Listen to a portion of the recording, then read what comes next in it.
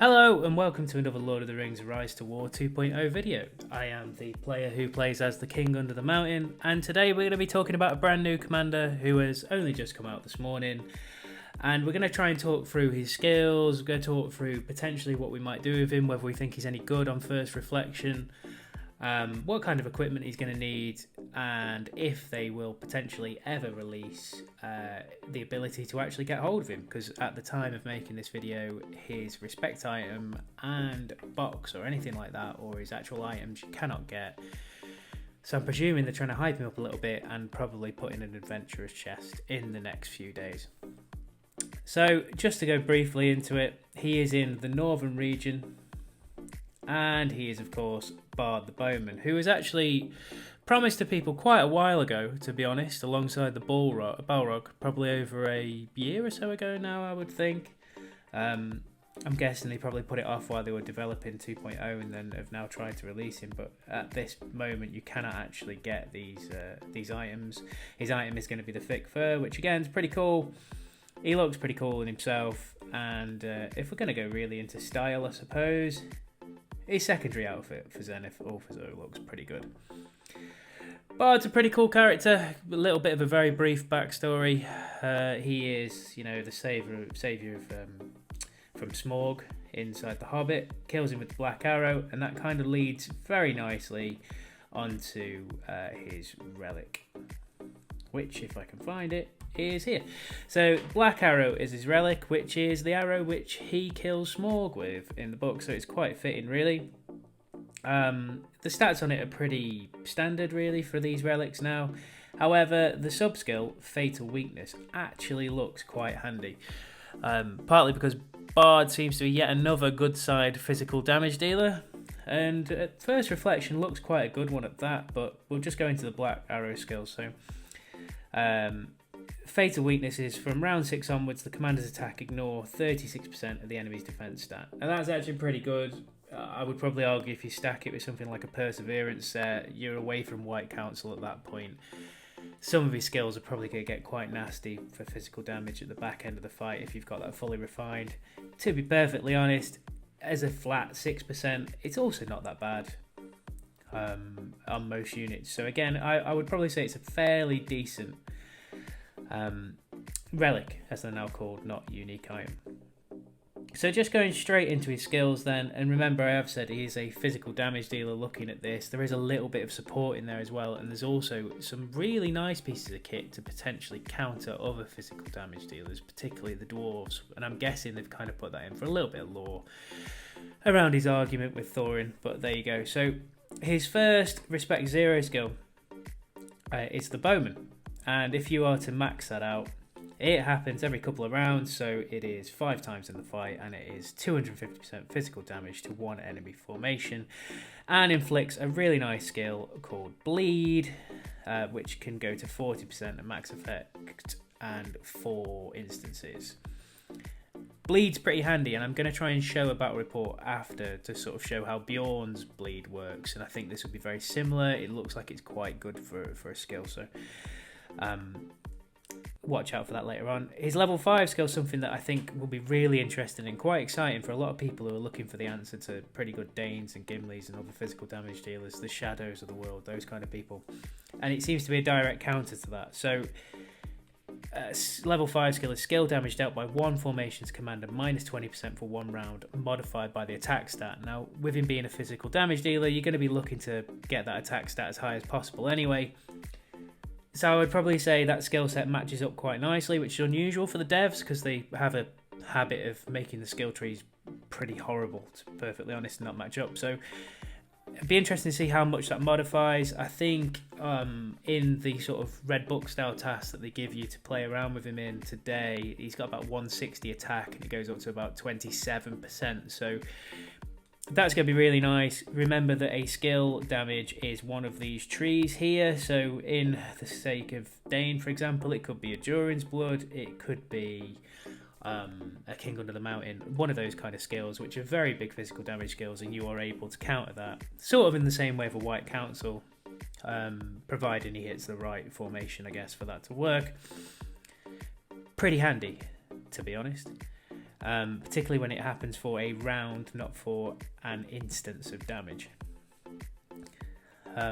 Level 10 skill, again, fairly solid, -10 defense for 1 round is pretty good. The other R0 skill is also pretty cool. Descendant of Girion, again, we'll just max that out.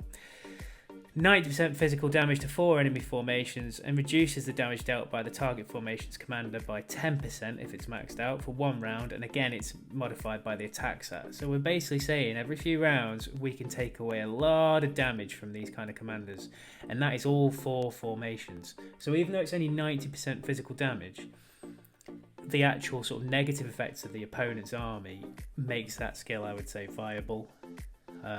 And we'll try and fit him into a formation later on, which I think I've already got in my mind, which will probably work, I think. Again, at level 5, he's got a different bleed this time, and this is where he's going to be doing, I think, a lot of damage through bleed. So 30% chance to inflict a bleed effect that deals 40% damage to the target and takes effect 4 times.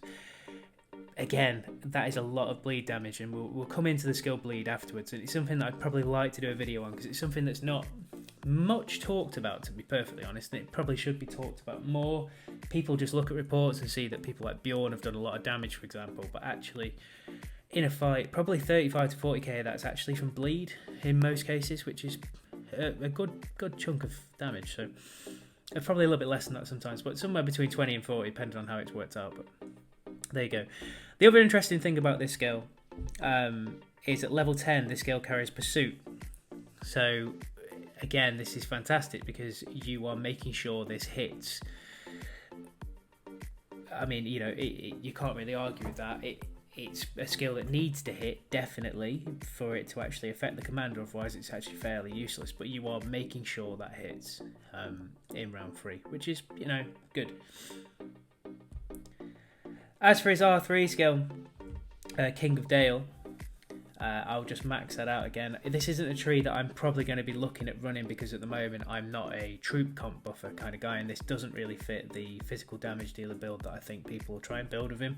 I think it leads to some interesting attempted formations, particularly with someone like a Falcon and some dwarves in there and things like that. I think it could be quite interesting, but the attack of men or dwarves in the commander's formation plus 30 and has a 30% chance to deal max damage each round. So something like an axe thrower originally springs to mind, where you're looking at that big damage range and trying to sort of mitigate that factor. So could be quite interesting running that, but I don't think that's where you're going to see his best use.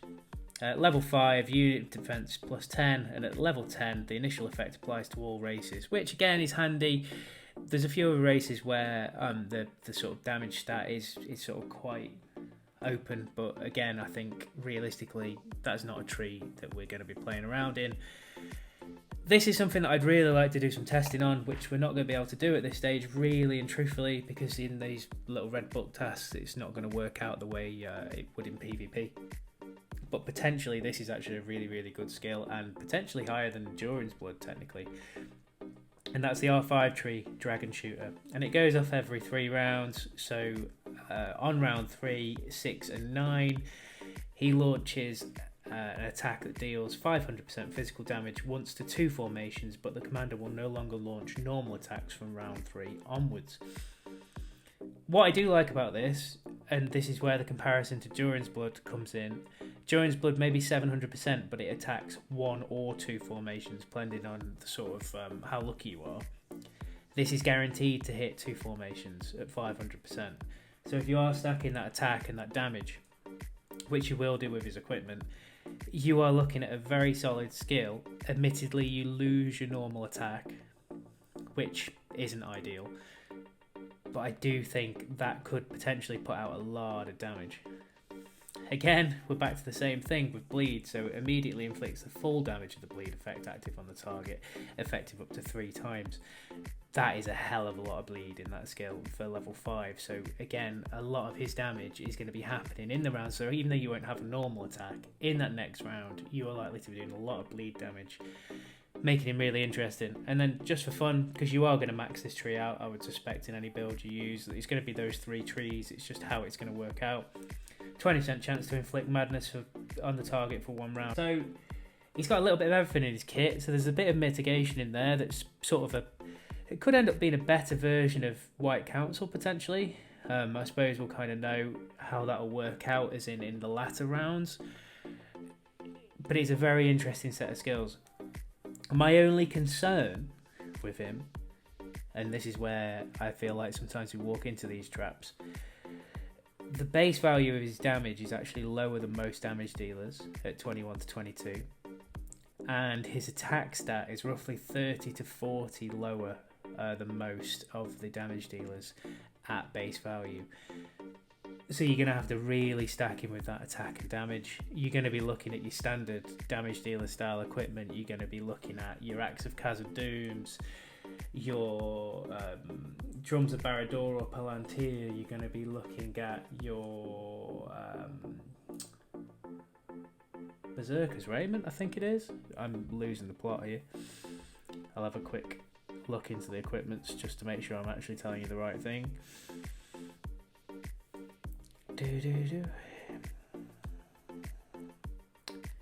Yeah, you're going to be looking at your Berserker's Raiments, those type of items, and you're going to be looking at your Cask of Pride, and your Palantir, like I said before, your Drums of Barad-dûr, and your Axe of Khazad Dûm, ideally.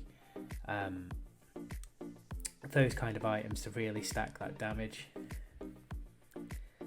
and that attack. Now, what I was trying to say a moment ago was about the bleed skill, and I think this is where it will make him quite interesting. So, Bjorn has a bleed, which is attached to Anduin Vale Chieftain, where it's 70%, and it is effective 3 times, but it actually goes up to 4 times.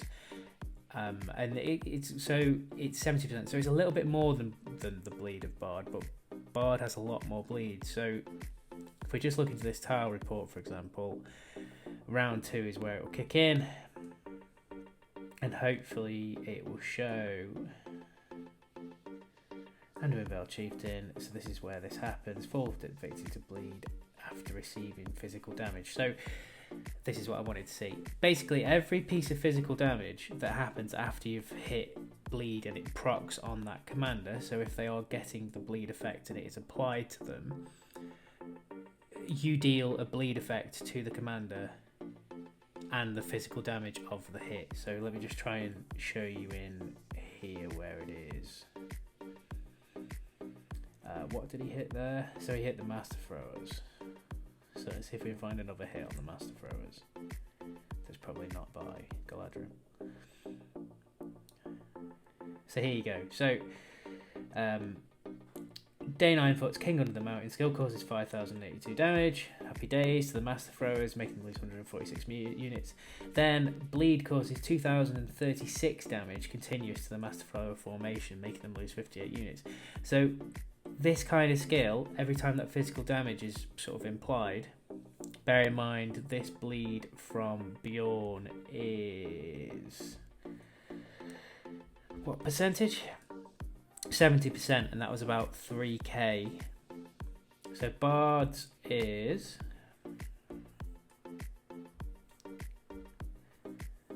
if you were to run the full bleed kind of build, which you could do, you could get this to level 5, you could get this to level 5, and you could get this to level 10, or do it one way or the other, so you can get 3 bleed skills in there. This bleed would be 4% every time, so that's going to be 20%. This bleed is going to be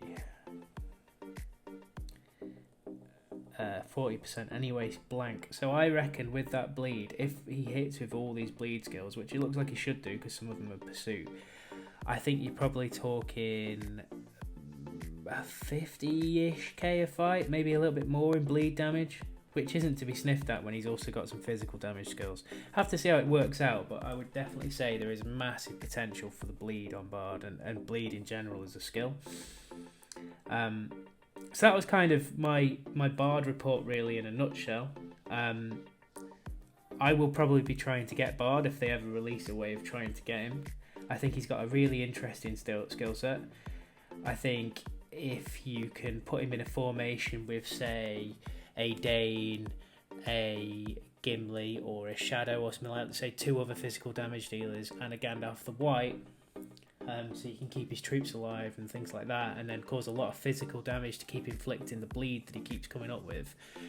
I'm fairly sure he'll output quite a lot of damage. It'll be a lot slower, more effective damage across a fight, so you'll probably only see the true value of him against, you know, people of similar ability level or tanky people, whereby that bleed is going to sort of go through and cause a lot of damage. But I think he's a really interesting commander, particularly with that ability to take away some commander damage as well at the level 5 skills. But that's pretty much all I'd got to say on it, really. And I think he's quite an exciting commander in some ways, because he's sort of countering those damage dealers that are quite high in the meta at the moment. And it's nice to actually see that for once they have created a commander whose skills actually stack up against the stats that you want to try to give them. So with you trying to stack that attack and that damage, like every other physical damage dealer in the game, his skills do scale off that, and I think they'll scale quite nicely. So there's a lot of testing needs to be done around it, but as an initial report, I actually think he'll be quite good. And that's about that. So thank you very much for listening in.